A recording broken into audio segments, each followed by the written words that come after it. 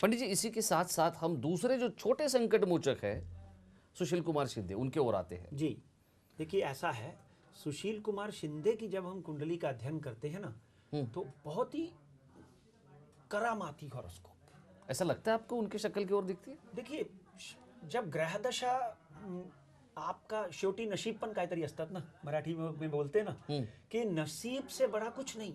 जी।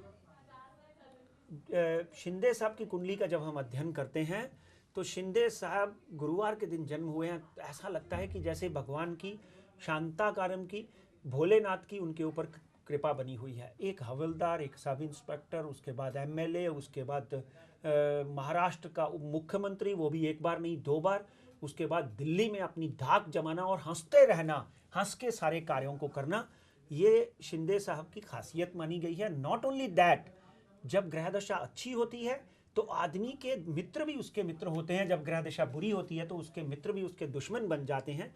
कुंभ राशि बहुत ही गंभीर प्रवृत्ति के व्यक्ति क्या करते हैं क्या नहीं करते हैं वो किसी को समझ में नहीं आता। और इस लेकिन बात तो वो हमेशा मजाकी अंदाज में करते, इसलिए बाला साहब ठाकरे, स्वर्गीय बाला साहब ठाकरे उनकी आलोचना करते थे। कई सारे लोग जो है उनकी आलोचना करते हैं, क्योंकि ये हर चीज़ हंसते हंसते बोलते हैं, बात कितनी भी दुखद हो या बात कितनी भी गंभीर हो। ये उनके कुंडली का प्रभाव है या उनके बिल्कुल आदत का प्रभाव है? देखिए, कुंभ राशि, जी। कुंभ राशि का व्यक्ति जो होता है वो एकदम, कुंभ आपने देखा होगा, कलश रखते ना हम घर में, उसमें 9 रत्न होते हैं। धनवंतरी जो थे वो कुंभ में लक्ष्मी को लेकर समुद्र से आए थे, महर्षि धनवंतरी। तो मित्रों, एक बात तय है कि कुंभ के समान इनकी आदत गंभीर, जो हंसते हैं वो हंसते नहीं है ओरिजिनली, और यहाँ पर जो हंसते वो हंसते नहीं है, वो उनकी नेचर में है, वो उनकी नेचर में है। वो बहुत गंभीर, स्थिर, पेशेंस, बहुत ही पेशेंस है उनमें, और आराम से काम करने वाले व्यक्तियों में से सुशील कुमार शिंदे, मेरा व्यक्तिगत संबंध भी उनके साथ रहा है। जी। सुशील कुमार एक यहाँ पर राजेश जी, मैं एक आदमी का नाम लेना चाहता हूँ जी। उनका नाम है प्रधानमंत्री माननीय श्री मनमोहन सिंह। आपको जानकर प्रसन्नता होगी, मैं एक ऐसी भविष्यवाणी और एक ऐसा ज्योतिष का रहस्य खोलने वाला हूं यहाँ पर, जो आम व्यक्ति या लेमन न्यूज के माध्यम में ही खुल सकता है। जी। जी।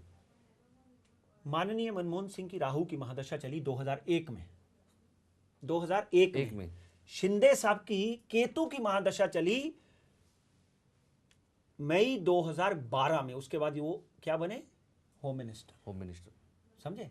उसके बाद पहले उनके पास जो खाता था वो पावर का था, मगर पावर से होम मिनिस्टर कितना बड़ा है ये सब लोग जानते हैं। होम मिनिस्टर के बाद का मतलब ये होता है कि प्राइम मिनिस्टर। तो 2001 में मनमोहन सिंह की कुंडली में राहु की महादशा चली। राहु की महादशा चलने के बाद 2004 में निर्विरोध, ना चाहते हुए भी सोनिया गांधी ने प्लेट में रखकर उनको कुर्सी प्रदान की। एक बात तय है कि अगले आने वाले दिनों में जब भी कांग्रेस सत्ता पर आती है, अगर ये साल, ये 14 में नहीं आती, जो 13 में आने के, 13 में इलेक्शन होने के योग है, मैं बोलते आ रहा हूं आपके शो में, तो अगर कांग्रेस पावर में आती है तो Sushil Kumar Shinde will be top nominee of prime minister. अगर दलित लीडर के रूप में कोई दूसरा व्यक्ति है तो मायावती, और अगर कांग्रेस में ही अगर किसी को चुनना होगा तो सुशील कुमार शिंदे सोनिया गांधी के सबसे प्रथम नॉमिनी होंगे।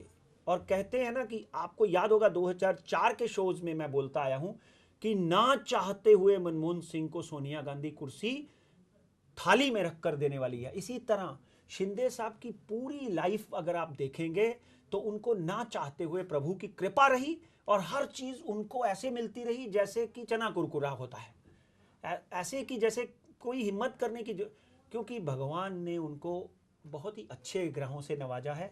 Same thing with Pranab Mukherjee. अभी मैं आपको थोड़ा रोक के ये सवाल पूछना यहाँ पर चाहता हूँ, एक जरूरी बात कहना ये चाहता हूँ कि पब्लिक को ये बात का भ्रम है, ये बात की शंका है कि राहु, केतु, शनि बहुत ही गंदे ग्रह हैं, उसमें आदमी बर्बाद हो जाता है, उसमें आदमी का सत्यानाश हो जाता है। नहीं, ये ग्रह वो हैं जो आपके कर्मों का आपको फल देते हैं। ये न्यायाधीश हैं। मनमोहन सिंह राहु की महादशा में बने प्रधानमंत्री, और केतु की महादशा में शिंदे होम मिनिस्टर बने, तो राहु केतु कहां खराब हुए जी। इसलिए ये भ्रम लोगों से, उनके मन से निकालना लेमन न्यूज के माध्यम से बहुत अनिवार्य है जी।